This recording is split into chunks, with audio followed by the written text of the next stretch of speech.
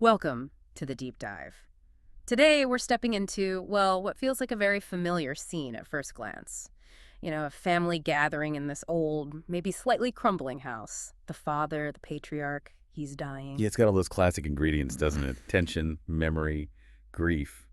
But the source material we're looking at today, excerpts from John Banville's The Infinities, it throws a wrench in that immediately. This is definitely not your standard family drama. No, not at all. And that's really the fascination here, isn't it? The way it mixes things up. Absolutely, you're hit with perspectives, events that they turn everything upside down. It's not just humans dealing with loss.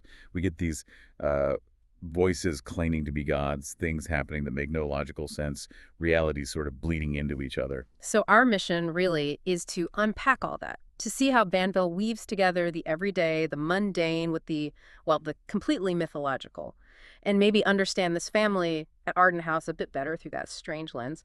Exactly. The basic setup is Adam, his wife Helen, his sister Petra, they're back at Arden House. Their father, old Adam, a famous figure, he's had a stroke, he's dying. And the house itself, it's old, eccentric. Adam feels like he's stepping back in time. Okay, let's dive in. So the text kicks off at dawn, but the very first voice we hear, it's not human. No, it claims to be an immortal. Hermes, we later find out, observing humans waking up, this daily resurrection, but with this sense of distance, even envy maybe. A sad silence of our envy, they say. It's such a striking way to start seeing us, humanity, from this eternal viewpoint. And this narrator, they waste no time establishing their divine creds. Talking about shaping the world, planting fake fossils, scattering dark matter just for kicks, letting humans think they're smart. A bit mischievous then. Definitely. Boredom and mischief seem key, observing this rough world. And straight away, we contrast that huge cosmic scale with Adam, the sun, standing at the window, just feeling incredibly small, uncomfortable. Yeah, the pajamas are too small. He feels like a kid again. Thinks about his grandmother. That phrase, unalterable littleness of spirit, really lands. And right in that moment of human awkwardness, something truly bizarre happens. The train. Out of nowhere, this train stops outside his window every morning. Steam, noise, vibration, middle of nowhere. With the seal heads in the windows, a boy staring, it makes no sense. None. It's this weird intrusion into his very personal feeling of unease. Yeah. Blurs the line, inside, outside. What's real? It totally throws you. You've got the cold floor, the scratchy pajamas, all that very physical stuff, and then this ghost train, this tremor in the air, maybe a weird battle dream he half remembers. It tells you straight up, reality's different here. And then we shift upstairs to the father, old Adam, dying.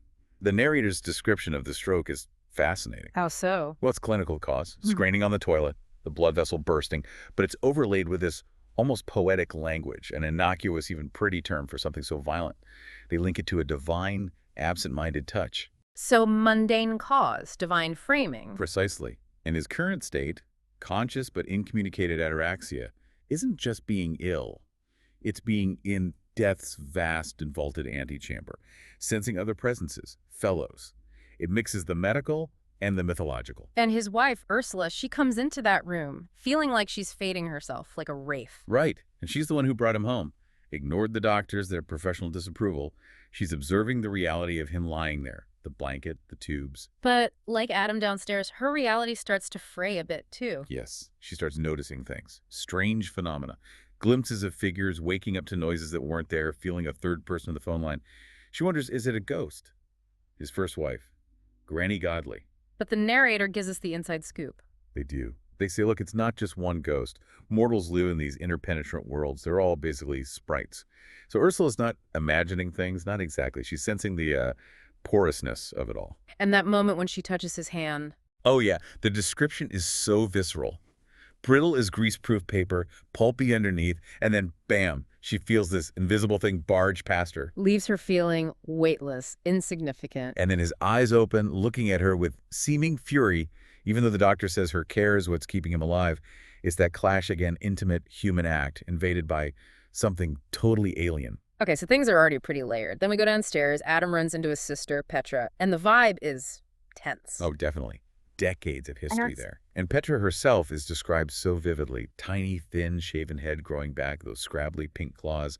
There's this oddness about her. A musty, grayish smell, doesn't bathe enough. Yeah, deliberately unconventional. Her mother despairs, but the father apparently saw her as his muse made flesh.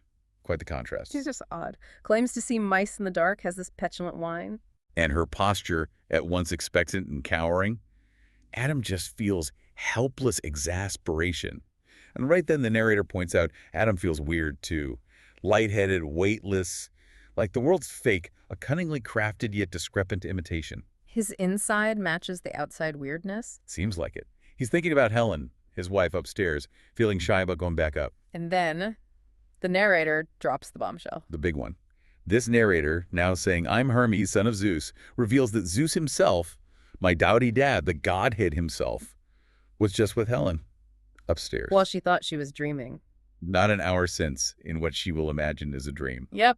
So the gods aren't just watching, they're participating actively. Well. And Hermes explains, the gods never left. Humans just stopped entertaining us, so now they pop in out of incurable boredom or love of mischief. And Zeus, the top god, he's got a thing for human love, disguises himself. Bull, eagle, swan. Even a husband, apparently. This constant switching between realms, it wears him out, but he loves it. Hermes even says Zeus wants to die, thinks love might be the thing to do it. Heavy stuff for the king of the gods. But Hermes isn't just reporting on his dad, is he? Nope. He admits he had his own little adventure that morning. Went to see Ivy Blount, the housekeeper, disguised as Duffy the cowman. Gabriel Oak to the life, he says. And Ivy. Elderly, a bit startled-looking bat-squeak fright, rook's nest hair, but with this hidden beauty, a rare, radiant smile. She's just plucking a chicken. Totally mundane. And Hermes messes with her. Puts on Duffy's earnest, awkward, annoyed look, noting how mortal men resent women they're drawn to. Asks her about the future, toys with her, makes her feel needy. It shows the gods meddling on a really petty, personal level, too. So, dying father, tense family, gods popping in and out. And then another visitor arrives. Benny Grace. Ah, yes, Benny. Yeah. Introduced via Rex, the dog. Rex is baffled. Benny knows his name, notes his weird smell. Strong, dark, juicy smell. Very pungent, a foreign smell. Even the dog knows something's off. And the description of Benny is something else. It really is. Short, fat, rolls along, unhealthy-looking, bulbous face that knows like a broken little finger, chubby, babyish hands, almost grotesque. Petra finds him first. Yeah, she's in the morning room, working on her bizarre project, the Encyclopedia of Human Morbidity, Florilegium Moribundus Humanae, with lavender ink. The contrast is stark. Her weird focus, his weird intrusion. She tries to send him away. Says her father can't see anyone. But Benny just asks for water. Looks around the hall vaguely, sits in this ugly throne-like chair. Petra realizes, uh-oh, nobody else knows he's here. Another unexplained element just appearing. And does this connect back to old Adam upstairs? It does. The text says old Adam senses Benny's arrival, like a faint, far-off tremor. The narrator links us to the father's simple faith in the numinous, his belief that gods live in that realm beyond time he discovered. So maybe being closer to death makes him more sensitive to these visitors. Right, okay. So Petra has sort of cornered Benny Grace in the downstairs living room, trying to manage him maybe. Seems like it. The room itself sounds a bit neglected. Sagging furniture, dusty spears. She tells Benny it's her father's favorite room, but the narrator tells us, no, it's hers, and her father doesn't really like things anyway. A little power play. And Ivy brings the water. Cloudy water. Which he drinks right down. And Ivy, she described as agitated, always listening at doors. Adds to that feeling of secrets everywhere. And the narrator's watching all this, still disguised. Yep, as Duffy the cowman. Says they want to keep an eye on Benny, stop him disturbing things. So Benny's seen as potentially disruptive, even by the other non-human elements. Petra bolts, feeling like an actress who's forgotten her lines, very unsettled. While Adam's in the kitchen, fiddling with an old radio. A wireless. Mundane again. Totally. Culversome on the dial. But he's thinking, what's the point? Fixing it for his dying father. And then this random thought pops into his head. Maybe I should join the army. Connects back to that battle dream. Yeah. His mind is definitely reacting to the strangeness around him. Then we switch to Helen. She's feeling out of place, city versus country, thinking about death, about old Adam's past crush on her. And crucially, thinking about that dream, the really vivid lovemaking dream from earlier. She tries to convince herself, yeah, it must have been a dream. But then she tries to recreate it with Adam. She does. It's this incredibly physical, almost aggressive scene. Approaches him like a Maenad, grabs his head, presses his face to her breast, his muffled laugh, her nails digging in. And the narrator confirms. Confirms it was directly inspired by Zeus's visit earlier. That's the key. The divine influence isn't always obvious. It sparks human actions, desires, makes them feel like their own impulses or dreams. While all that's happening, old Adam is traveling. In his mind, yes. Plunging a pearl diver into the past. Seeing a lost world. He feels trapped, physically calls himself a vegetable. But his mind is hyper-aware, pure mind, tormented by it. Thinking about big ideas, his theories. Yeah, wondering if a vegetable thinks, questioning if other people really exist when they're not with him.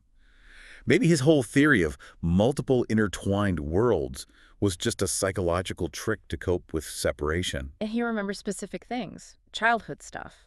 A really disturbing memory surfaces, burying Petra in the sand as kids, being excited by her fear, and he connects that directly to his father, trapped now. Thinks about his tough grandmother, how he couldn't cry.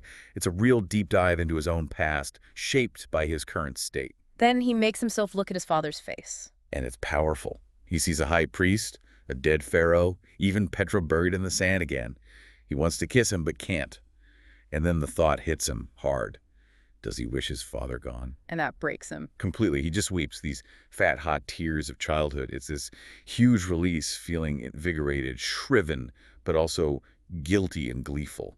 A really complex human moment amidst all the weirdness. After that, Adam walks through the house, but the house itself seems off. Yeah, distorted. A great gazebo. Tinder. The main hall feels filled with impossibly still, impossibly clear water. Sulphurous walls, a smell of the sea, miles inland. Even choosing trousers feels like a sacred act, a sacrament. Reality is definitely warping. We ends up outside at the railway station. That weird station again. Yeah. Desolate, empty, on the hunger road. He feels its desperate purposelessness, and his own anxieties flood back, marriage failing, the increasing vagueness, the lost baby always between them. He feels Helen doesn't know him, like he's retreating on a platform. Just when he's hitting rock bottom, Benny Grace pops up again. In the garden this time, sunning himself, handkerchief hat on, and again, the description notes his odd feet, goatish hoofs like pig's trotters. Adam and Ursula see him, and Ursula's reaction is interesting. It is. She notes the seaside postcard look. The hat reminds her of her husband doing the same thing, connecting Benny visually to the family somehow. Adam tells her his name is Grace, he's there for his father, and Ursula's relieved. Weirdly, yes. Relieved he's real, admits she thought he was Adam's cover story for affairs, the part of himself he had suppressed, trying to rationalize this strange figure. And then another person joins them in the garden, Roddy Wagstaff. Tall, sleek Roddy. Adam asks him awkwardly to be nice to Petra for Pa's sake. Roddy's response is just nice. Says it all, really, the tangled mess of relationships. Okay, so we're heading towards the climax of these excerpts. It kicks off with lunch. Yeah, and it sounds deeply uncomfortable. Benny Grace is there, adding to the tension. Even the food sounds off boiled cabbage like a chamber pot.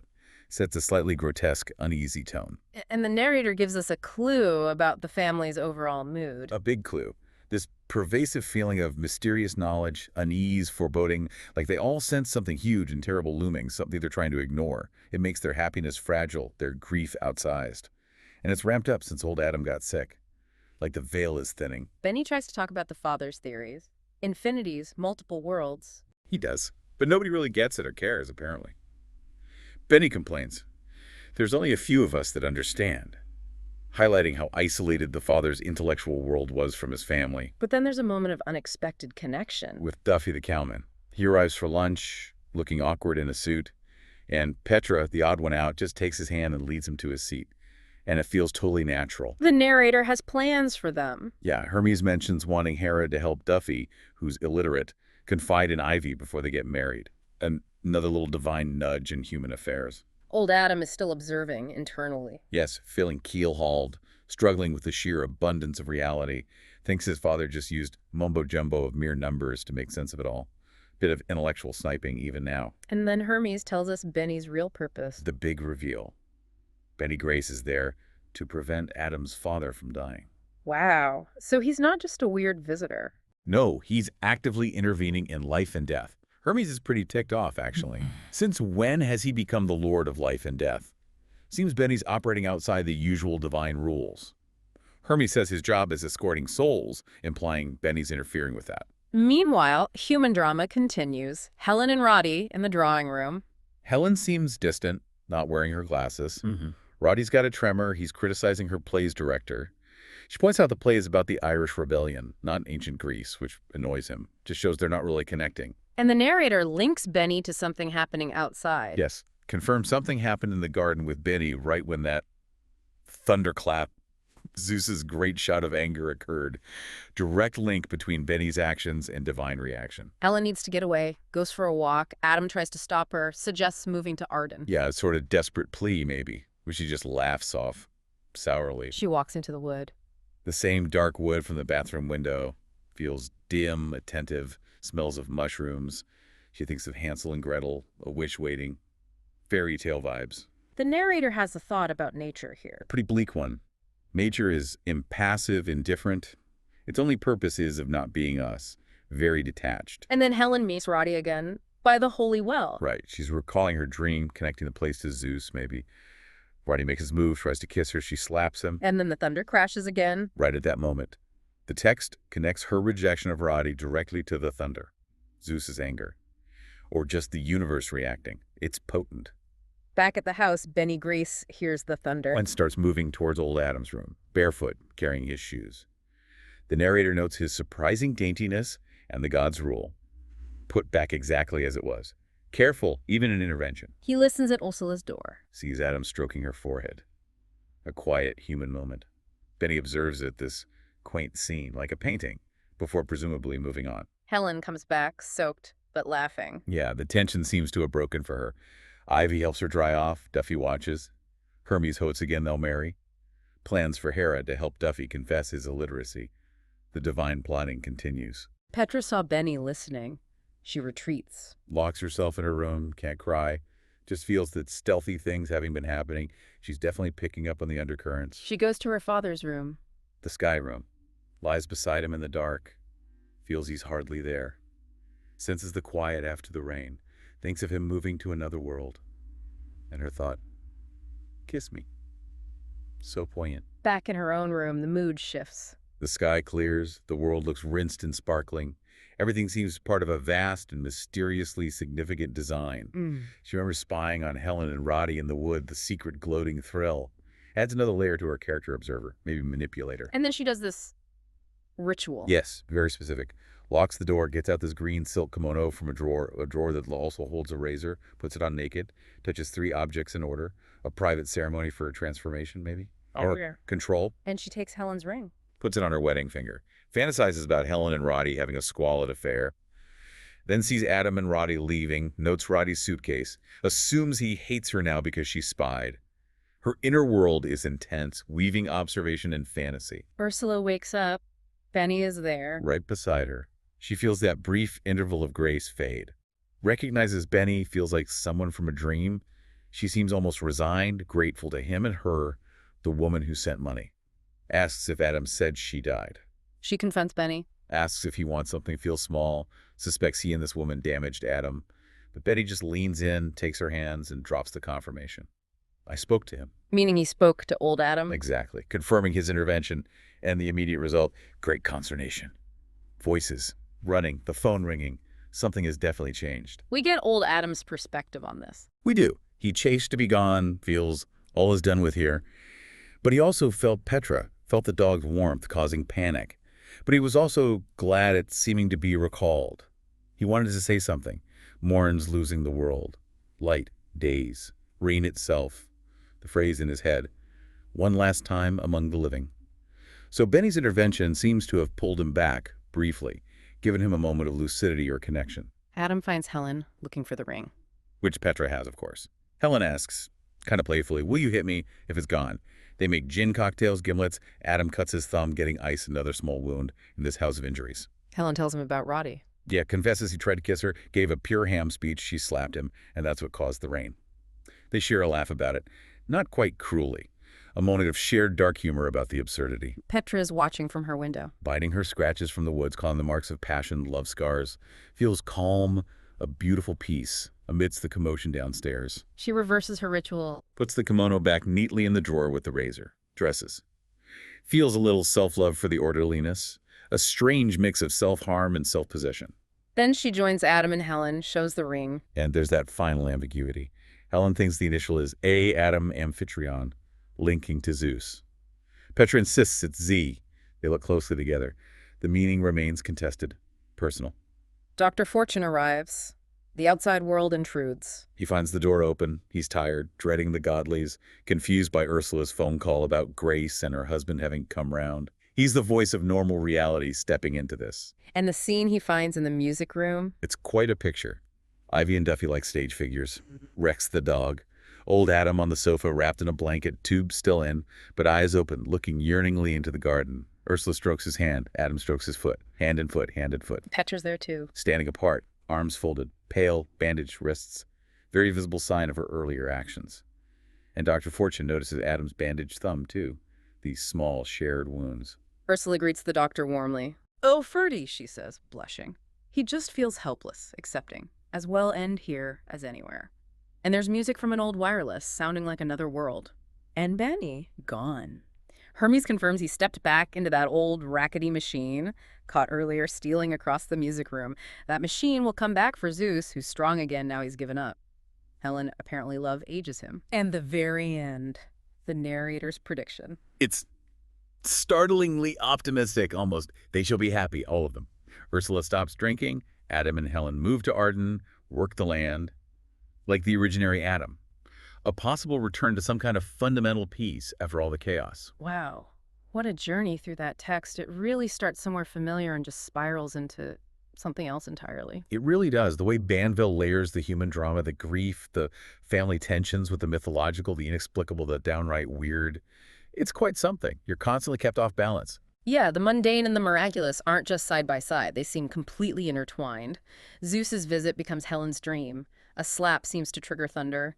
Benny Grace is tied to both complex physics theories and the simple act of keeping someone alive. And those multiple perspectives are key, aren't they? The bored god, the confused human sensing something else, the dying man glimpsing other realms, the mysterious visitors like Benny. It creates this reality that feels thicker, more layered than usual. You're always questioning what's really driving events. Is it human psychology, ancient myths playing out, random chance, something else entirely? The text doesn't give easy answers. No, it thrives on that ambiguity, which explores those deep themes: death, family, the past, how we make meaning, how the extraordinary can just erupt into ordinary life. So, after immersing ourselves in Arden House with its interpenetrant worlds and divine interventions, maybe the thought to leave you with is this.